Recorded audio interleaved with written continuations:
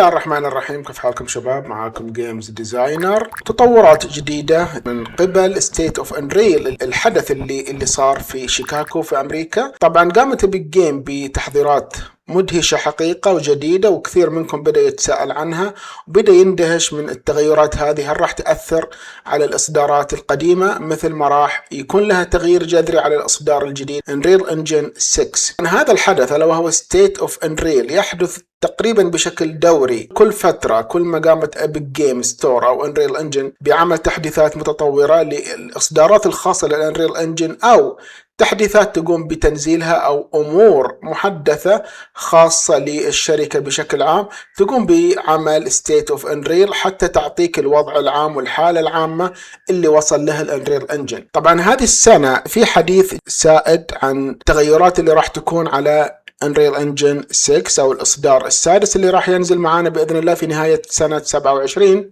قبل نهاية سنة 27 على حسب الأمور اللي وصلتنا من قبل إبيك جيم. تيم سويني المدير التنفيذي والمؤسس الأول لإبيك جيم أو أنريل إنجن بشكل عام طبعا تحدث عن هذه الأمور بشكل عميق وأعطانا بتفاصيل عميقة جدا وكثيرة، وقال إن أغلبها راح يكون بإذن الله متوفر بالتدريج مثل ما بدأوا ب 5.8 ثم راح يتم التحديث حتى الإصدار السادس. يعني هم يعطونك تقريبا زخم من المعلومات وزخم من البيانات اللي تقدر تستخدمها حتى تعتاد عليها بشكل كامل. فلما ينزل أنريل 6 حتكون أنت قابل للتغيير بشكل كامل. طبعا في حالة أنك مرغب باستخدام الإصدار السادس أكيد بإمكانك ترجع إلى الإصدار الرابع أو الخامس بجميع المميزات الموجودة فيه، ولكن أكيد بشكل عام مطورين الألعاب يحب أنه يستخدم الأمور المحدثة ويشوف الجديد فيها، خصوصا إذا كانت تساعد على بناء الألعاب بشكل أفضل. راح نبدأ معاكم رحلة مبسطة جدا لتفكيك الرموز اللي تم استدراجها في المؤتمر اللي انعقد في شيكاغو في ستيت اوف انريل، وراح نعطيكم تفاصيل جدا بسيطة.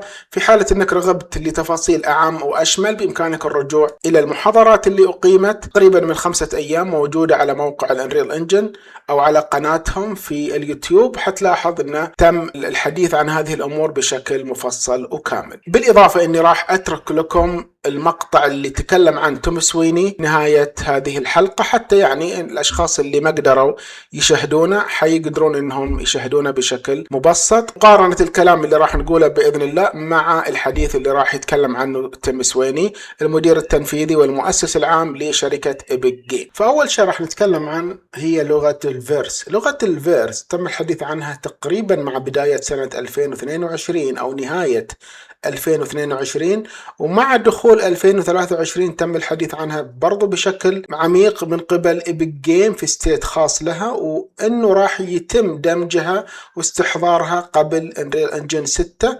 دخولنا مع أنريل إنجن 6 راح تكون قيد التنفيذ. فيرس هي لغة مستحدثة شبيهة تقريبا بلغة البايثون ولكن أبسط منها إلى أبعد الحدود، والطريقة اللي جعلتهم يفكرون في هذه اللغة كثير من الناس بدأت تستصعب استخدام البلوبرنت أو اللي نسميه احنا اللغة البصرية. بدأت البلوبرنت تاخذ مقام التشبيه الكامل جدا للسي بلس بلس، جعلت الناس يفتقدون إلى الخبرة في عملية استخلاص اللغة البرمجية أو في عملية تحريك ألعابهم بشكل معمق عن طريق هذه اللغة. تم الحديث والتكتم عليها بشكل كبير حتى تم بناء هذه اللغة المستحدثة ألا وهي لغة الفيرس، ولكن ما تم للأسف إطلاقها بشكل عميق جدا إلا عن طريق الإديتور الخاص للفورتنايت، ويتم استخدامها بالفورتنايت ولكن بشكل غير مباشر. مع بداية دخولنا لأنريل إنجن 6 راح تكون هذه اللغة كاملة مكتملة بحيث أنك ما تحتاج أنك ترجع إلى البلوبرنت، وطريقة شرحها وتعليمها راح يكون أيضا مدمج من ضمن إبيك جيم ستيت اللي راح تعطيك استيفاء كامل جدا لطريقة استخدامها. أيضا عملية مبسطة لطريقة بناء المواد وتحريكها، وأيضا طريقة بناء الهيكلة البرمجية اللي أنت راح تحتاجها داخليا، بالإضافة طبعا إلى أمور راح يتم الحديث عنها في وقت نزول أنريل إنجن 6. الحاجة الثانية راح نتكلم عنها ألا وهي أنريل MCP Model Context Protocol، البروتوكول مفتوح المصدر. طبعا هذه تعتبر نقلة نوعية جبارة جدا من إبيك جيم، تستخدم حاليا في أغلب المعامل لصناعة الألعاب في الصين وفي اليابان، ما نقول بشكل مطلق ولكن بشكل خاص للشركات الكبرى اللي تمتلك سيرفرات عالية جدا لعملية تكوين العوالم المفتوحة. أما في الأنريل إنجن راح يستخدمها ويخليها متاحة للجميع عبر ربطها بمصدر خارجي، لذلك سميت مفتوحة المصدر أو البروتوكول اللي بين يكون أنريل إنجن وبين المصادر الثانية من ضمنها شات جي بي تي والكلاود وغيره من المواقع. طبعا أنت في هذه الحالة راح تستخدم المصادر الخارجية لبناء عوالم داخلية داخل الأنريل إنجن بما تحتويها من مواد. هذه المواد تقوم باستحداثها واستصدارها كأنها من العدم، بحيث أنك لو طلبت منه مثلا عمل مدينة ضخمة بشوارعها بسياراتها، فراح يبدأ بعملية تكوين المدينة بشكل برمجي بناء على الإحداثيات اللي يتم استخلاصها من الموقع الخارجي بناء على البروتوكول والسيرفر اللي أنت قمت بربطه وياه. طبعا المدينة المنشأة هنا هي مدينة تعتبر خيالية، أنت تقوم أيضا باستكمالها مع ال AI حتى يتم استخلاصها من الموقع الخارجي بشكل تام. العملية هنا تصير بشكل عميق جدا، بحيث انه الانريل انجن يفتح المصدر ويفتح مجاله بشكل عام الى الموارد الخارجيه، المواقع الخارجيه بالدخول على الانريل انجن وبناء المستحدثات بشكل مطلق بناء على الامور اللي انت تعطي او التعليمات بشكل عام اللي انت تعطيها للانريل انجن اللي يقوم بدوره بارسالها الى الموقع الخارجي لبناء المصدر. طبعا احداثيات جباره تقوم ببناء أكواد، تقوم أيضا بإرسالها إلى المواقع الثانية لاستحضار البيانات أو المودلز هذا إما أنه يكون بالتعاون مع الأنريل إنجن وإبك جيم ستور، أو أنه برضو من المواقع الثانية إبك جيم ستور لها يد في الموضوع. لذلك أنت هنا أمام ثورة تقنية حتوفر عليك جهد، حتوفر عليك وقت اللي ممكن تصنعه خلال أشهر أو خلال سنة ممكن إنك تنتج بأيام قليلة إن ما صار الساعات. ولكن هذا كله هل يتطلب مني جهاز فائق القوة فائق السرعة؟ ما تطرق إلى هذا الموضوع لأنه ما زال قيد التنفيذ. طبعا هم وضعوها في انريل انجن 5.8 حتى الناس تقدر أن تشوف واستعدادا للدخول على انريل انجن 6. فأنت هنا لما تستخدم 5.8 وتشوف هذه العملية كيف تصير، طبعا حاول ببداية الأمر أنك لا تطلب منه عمل مدينة مثلا ضخمة أو مدينة صناعية أو AI مثلا يقاتل أو غيره، لأنه أتوقع حيطلب منك أمور جدا كثيرة. إحنا كل مهمتنا نشوف فقط الإمكانيات اللي ممكن ال AI أو المصدر المفتوح يتمكن منها حتى نقدر نستوعب الفكرة العامة في حالة أن دخلنا مثلا على أنريل إنجن 6. عملية الربط هنا هي اللي تحتاج إلى تكنيك خاص، طبعا إذا حبيتوا نعمل موضوع خاص لهذه الميزة، بالإضافة إلى تحديثات كبيرة جدا في الميتا هيومن والميتا ساوند والماتيريالز. أيضا الانتراكتيف بين المواد وبين اللاعب راح يكون أكثر سلاسة من السابق، بحيث أنك تقدر أنك تعمل ترابط فيزيائي بين اللاعبين وبين المواد الموجودة في الخريطة بشكل أكثر دقة وأكثر سلاسة، بحيث أنه يكون ممتع في عملية التصميم والبرمجة. أيضا راح يكون المشاركة بين البرنامج الواحد بشكل أكثر سلاسة، بحيث أنه يقدر جروب الواحد من مختلف أنحاء العالم الترابط والمشاركة في بناء لعبة تجمع بين أفكارهم. كل واحد مثلا يستلم خانة معينة، مثلا ممكن شخص يستلم الإضاءة، ممكن شخص آخر الماتيريالز، ممكن البيئة، ممكن المواد، ممكن التحريك، ممكن الكون، ممكن المؤثرات. فعندنا نطاق أوسع جدا لأنريل إنجن 6 يصعب الحصر فيها في حلقة واحدة. ولكن أكثر ما يميز هذا الإصدار أنه يبدأ بالتدريج من أنريل إلى أنريل حتى يوصل إلى الأنريل المطلق اللي راح يكون أنريل إنجن 6. ومثل ما شاهدنا مع أنريل إنجن 4 قبل ما يطلع الإصدار الخامس، قامت إبك جيم بشكل جدا جميل بإظهار المميزات اللي راح يشملها الإصدار الخامس بشكل تدريجي عبر الإصدار الرابع. وأيضا نفس الطريقة راح تعملها إبك جيم عن طريق إظهار المميزات في الإصدار الخامس، ثم راح تفتحها بشكل موسع في الإصدار الجديد. اللي حاب يستعرض المحاضرات اللي تمت عبر هذا الموضوع يقدر يرجع طبعا إلى موقع أنريل إنجن في اليوتيوب. بالإضافة راح أضيف لكم اللقاء الخاص لتيم سويني، المدير التنفيذي والمؤسس العام لشركة إيبك جيم، اللي حاب إنه يحضرها في قناتي أو يحضرها في قناة أنريل إنجن، فالحال واحد. إن شاء الله راح يجمعنا لقاءات كثيرة جدا في حال صدور أنريل إنجن 6 بشكل عام، وراح نتكلم عنه أيضا بشكل مخصص، لأنه حاليا احنا راح نعمل لكم دورة أو سلسلة خاصة للأنريل إنجن 5 مع البلوبرنت، وإن شاء الله أثناء ظهور أنريل إنجن 6 راح يكون لنا برضو سلسلة خاصة ودورة خاصة لهذا الإصدار. فأشوفكم على خير بإذن الله. معاكم جيمز ديزاينر، مع السلامة.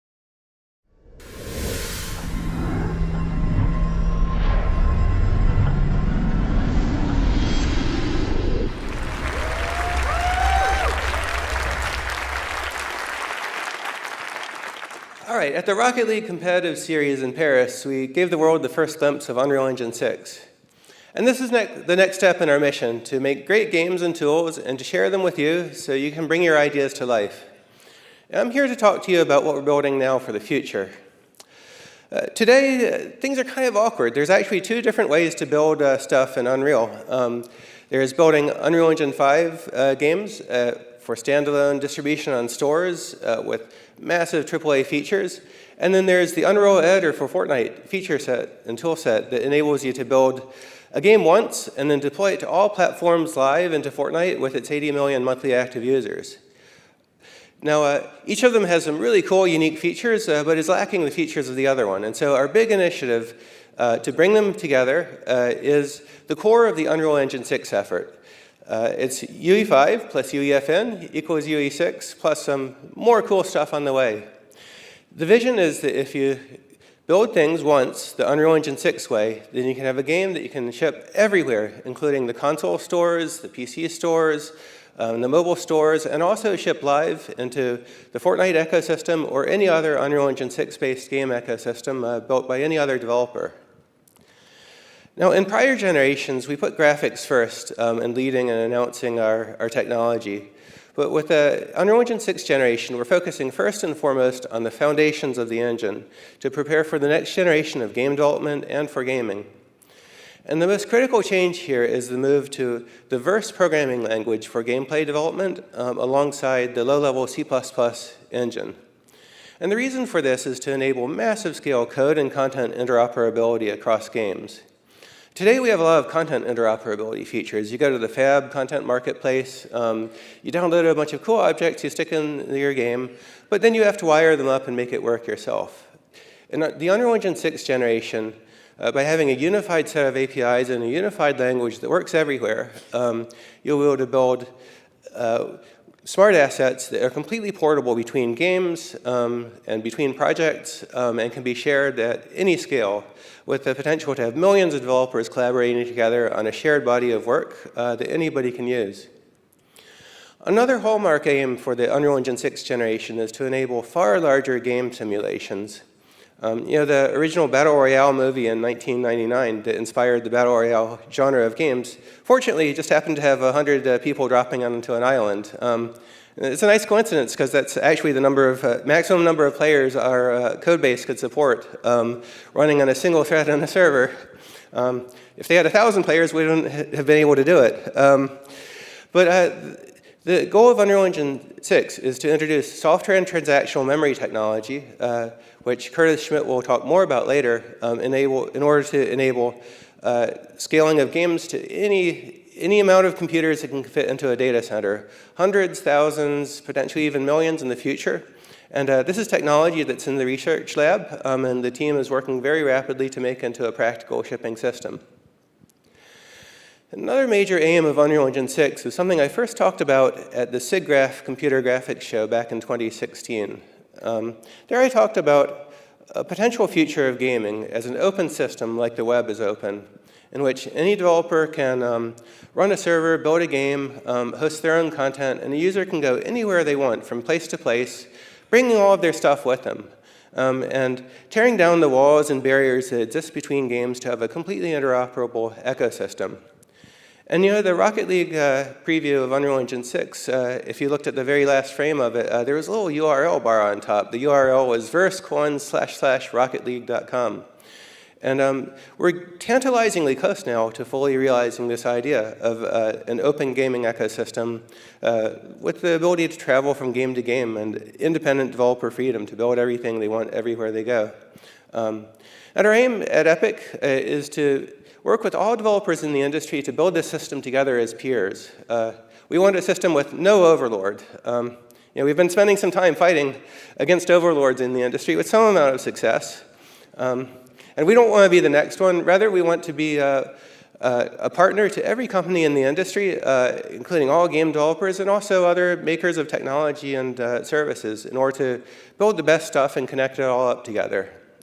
And so a huge part of this effort is going to be Epic adopting open standards like the Pixar USD file format and GLTF, and also working with standards bodies and releasing specifications to bring new standards into the industry where they're lacking and needed. Awesome, so that is the first two of our next generation permissively licensed open source releases, and the first of many to come as we go about building more and more standards for interoperability for the future of gaming. And now I'd like to go and talk about the game business, which is in a time of both crisis and also opportunity. On the upside, there's a new generation of gamers coming in with new tastes in games, and they're playing games at a higher rate than any previous generation before. And the biggest games, like Fortnite, are once again growing and thriving. But underneath this, there's a serious challenge to AAA developers, and that's that a huge number of the new releases of major games are failing now. We're seeing often hundreds of millions of dollars of dev costs followed by tens of millions of dollars of revenue, and the dev costs are continuing to grow. It feels to many like a tidal wave is sweeping over the AAA game business. I'd like to back up, everybody has their theory for why this is happening, but I'd like to back up and identify kind of the key generational changes and trends that are behind this. And because if we want to come up with an honest solution, we have to accurately identify the problem. And one of the key trends is that gaming is increasingly becoming socially driven.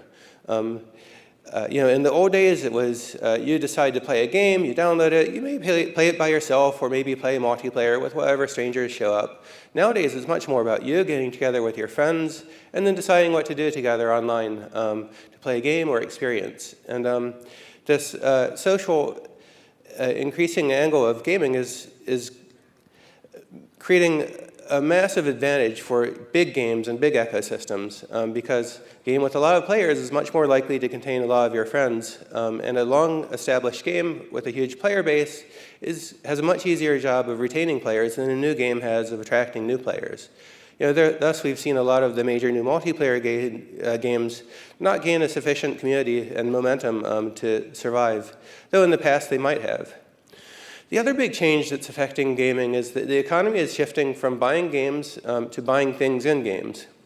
And whether you're a fan of this or not, the arithmetic of it is undeniable. And this is another thing that reinforces the success of very large existing ecosystems in games and makes it ever harder for new entrants to get in.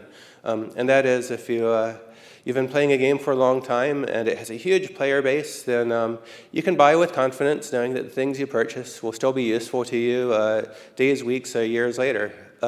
Whereas when a new game comes out, it's a much more difficult decision to spend. You're not sure if you're going to play it next day, next week, next month, and are much less likely to spend. And the final trend that's affecting gaming is that the market for players' attention has become extraordinarily competitive, more so than I've ever seen before in my lifetime when we were competing with lame television and other things. Nowadays, there's all kinds of social media platforms as well as things like prediction markets that trend almost into vice, all competing for people's times, all very effectively. And so to overcome these trends, the game industry, whether we like it or not, is reorganizing itself. And there are kind of two big predictions for the future as these problems reverberate throughout the industry. One view of the future is that Roblox grows and eats gaming. And a lot of people are saying this online. But what you have there is a centralized platform with a single gatekeeper that commoditizes all content, takes more than 70% of revenue, and has 450 million users on board. And so that's a real challenge to game developers. But we believe in a very different future, and a much brighter one for the people in this room, and that is that a future of high-quality gaming rising to the challenge and linking up our content, linking up our communities, and linking up our economies to deliver fun and to serve gamers with great games in a way we've never done before. And to accomplish that, we're going to all need to change the way we build things. We're going to need to build better games, we're going to need to build them more efficiently, and we're going to need to design up front and build for connected games, where all of our player bases are connected socially and our economies are connected, so that players, instead of seeing these as isolated products, see them as part of a global ecosystem that all game developers participate in together. We want to work with all of you and with all of the game developers in the industry to achieve this together. The things we built with Unreal Engine 6 are our technological foundation for it. And we believe that this is a big challenge that we all have to rise to. We need to win the competition for players' time, not only against other games, but also against YouTube and TikTok and everything else that people are doing online. And this was very much on our minds when we set out about building Unreal Engine 6. And it's also what was on the minds of really close partners like Disney and Lego and other AAA game developers when we've been building increasingly close partnerships to them to build this together. It's very clear, Fortnite, 80 million monthly active users, that's quite a lot, but we realize that this is not enough for Epic to do it alone. To build the ecosystem of the future, we're going to have to build it together. And I think the thesis for that is very optimistic, that between all of us and the world's best games, many of which use Unreal Engine, and many of whose developers use Unreal Engine and many projects, we have billions of active users. And so we have the opportunity to form up into Team Open and to define the future of gaming together again. And that's exactly what we want to accomplish in this generation together with you. So that's what we're doing. Thank you very much for coming here to Unreal Fest. And remember, where else in the world can Fortnite creators get together with AAA game developers and filmmakers and architects and car designers and people at Lockheed Martin who are designing things they're not even allowed to talk about here, and actually speak the same language, the language of Unreal and content and code and development. So I hope you have a great time and have a great opportunity to meet up with lots of people. Thank you very much.